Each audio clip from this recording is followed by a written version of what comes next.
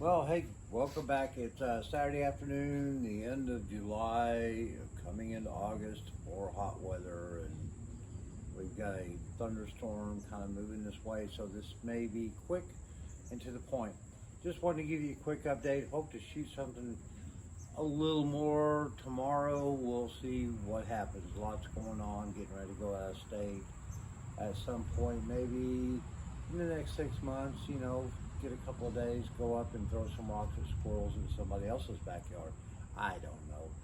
We're talking about trying to do something later in the year. We'll just see what happens. Yeah, right. Anyway, been working on some of the stuff here. Of course, the ongoing rebuilding of the brake and hubs and all this stuff is going on. As you can see over here in my little non-sponsored wash bay, this is the front hub from the left side of the vehicle, and at some point the braces and bearings have been replaced with Timkins. They all are in great shape. You can see that over there. Did go ahead and do the left front side earlier off camera. It's all good to go. Just got to repack the grease and put her back on. But what we're going to be doing on the left side, as mentioned earlier, is we're going to be replacing these lug studs because they're lefty-lefty, not loosey-loosey or righty-righty, whatever you want to call it. And that's just too confusing with the people who work in tire shops today. And quite honestly, me as well. I don't have time to remember all this stuff. Let's see, what was my bank ATM card PIN number? Never mind. But I wanted to show this to you. We'll get this out of the soup here real quick. Try not to spill too much on the pavement. This is an original lug.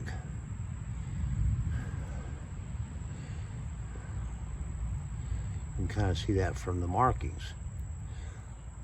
These are aftermarket, and they seem to be, I haven't cleaned them up yet, but obviously they are of a different material. So let's just drop this back in the soup because I'm still letting her soak long term. Ew. It's not a good day if you don't get a little grease and goo on your hands. So let's grab some towels here, kind of clean that off a little bit. So hopefully, if we can get a video in tomorrow, it'll probably be the removing of those lugs from that hub so we can get those changed out. And I started trying to figure out how to get this thing put back together with the new springs and drum, wheel, shoes and all that stuff.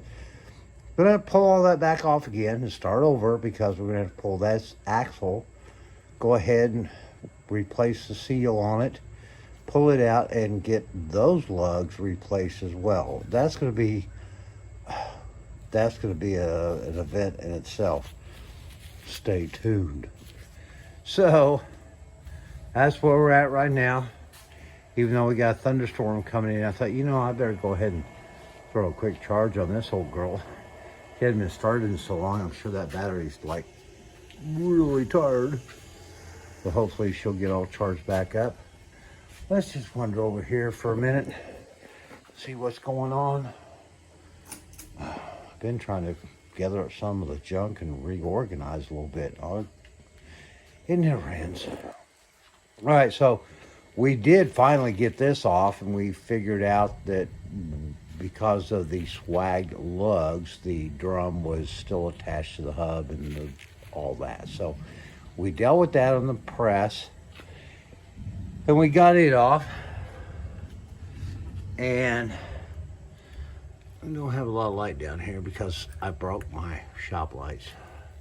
That's another story. But we got everything cleaned up. All the races are in good shape. The bearings are in great shape. She's good to go. So we'll go ahead and get this dealt with, and then that'll all go back together. Easy peasy. Yeah, right. like anything is. So let's see what else we got going on here. Just, you know, stuff everywhere. Continuing to rebuild brake lines as time permits, or patience. And honestly, right now, patience has been a little thin. So instead of getting involved in something that's aggravating and makes my hands hurt, although, you know, one man's candy is another man's poison, I've been working on continuing my efforts of compounding and color correcting of the paint. And she's coming along, boys and girls. She really is. I have been totally impressed. Like I said, as far as I know, this is probably a one-stage acrylic enamel applied sometime mid-late 70s. And she had a lot of orange peel and just, you know, I mean, good Lord, she's got the same paint on her for years and years. So you can't expect that she's going to be pristine. But using the Meguiar's Ultimate Compound, which we've showed before, I've just been coming in here and doing it by hand because honestly, it's kind of like therapy for me. I mean, when I can sit here with my own hands and see how that compound is taking these imperfections out of the finish versus using a DA, it's a lot more satisfying for me because it's craftsmanship. And yeah, she's not going to be a Meacham build or anything like that, but I love this old car and I want to do the best I can by her. So, and working with her, we're not quite all there yet, but a lot of the little overspray on the striping from the original repaint, we're getting out. So we're getting a cleaner line on our striping, which will be great because I was actually considering going ahead and extending this black and filling this in and make it 2 broad stripes. And that's not out of the question. Or we could get crazy and maybe do a different color. I don't know. We got too many other things to think about other than color stripes right now.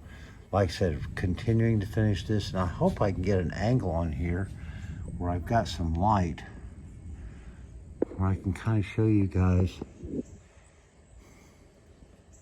You might be able to see this. Like I said, we're losing our light because of the incoming storm.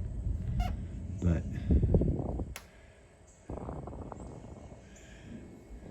this is much smoother. A lot of the orange peel that was here, I'm getting buffed out. I'm getting, yeah, me and my little elf on my shoulder. We're slowly, I mean, right there, you can kind of see that orange peel right along in here. Okay, that's what it all looked like. And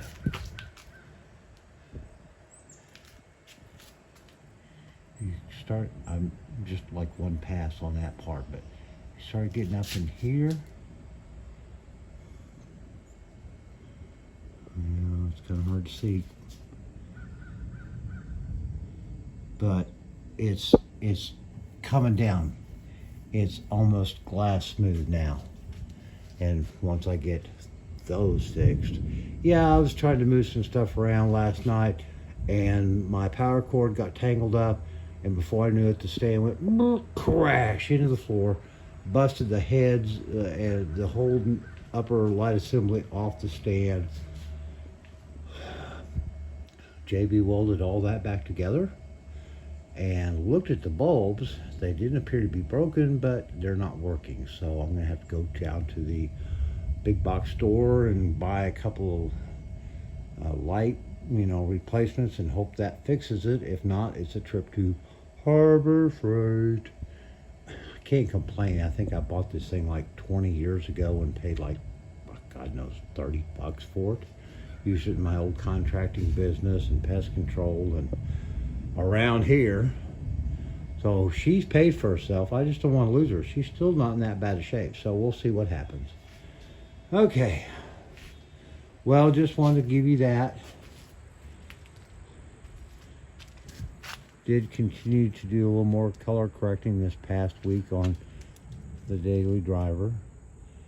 We're, you know, going to continue to try to keep her up a little better than I have. I'm sorry, girl. It's a quiet Saturday evening.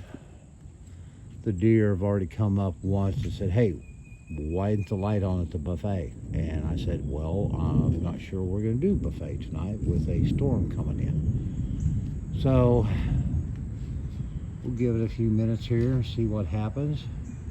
Hopefully nothing dramatic. I don't mind a little rain. Don't even mind some of the sound effects, you know, as far as the thunder, as long as the lightning and the wind and all of the other stuff goes somewhere else. I noticed today I've got a tree limb over here that is getting back over my roof line on the garage, and I got to get that cut off tomorrow for sure, because that's the same area where a few years ago we had lightning hit the tree and it arced across the branch, across the roof, and hit the front gable of our garage. Set it on fire. Fortunately, the fire department and my wife were all on the scene, and we got it taken care of. It cost me about $20 to fix. Thank you, Jesus. All right, boys and girls, have a wonderful weekend. If you're out driving and having a good time, designated driver or YouTube, Uber, Lyft, don't drink and drive. In the state of Georgia right now, we're in the middle of our 30 days of speed control by the governor's office of traffic management or whatever, I don't know, but you know, it's not a bad thing. I mean, if you're out there, you don't need to be driving like you're at the a NASCAR event. Come on, guys. 70 on the interstates and 55 or whatever everywhere else, 35, whatever. You're not going to get there any faster unless you're doing over 200 miles an hour, and I dare say none of you own a car that can do that. So be careful out there. Be courteous. Let's cut down on some of the craziness going on in our society today by just being patient. Love y'all. Big thumbs up if you appreciate what I'm trying to continue to do here. And if you're not subscribed, please consider it. Just trying to get a few more folks on board so we can start, looking, like, hey, this guy's got something to say and somebody's interested. Appreciate y'all. Love you. Have a great day. See you soon. Bye-bye.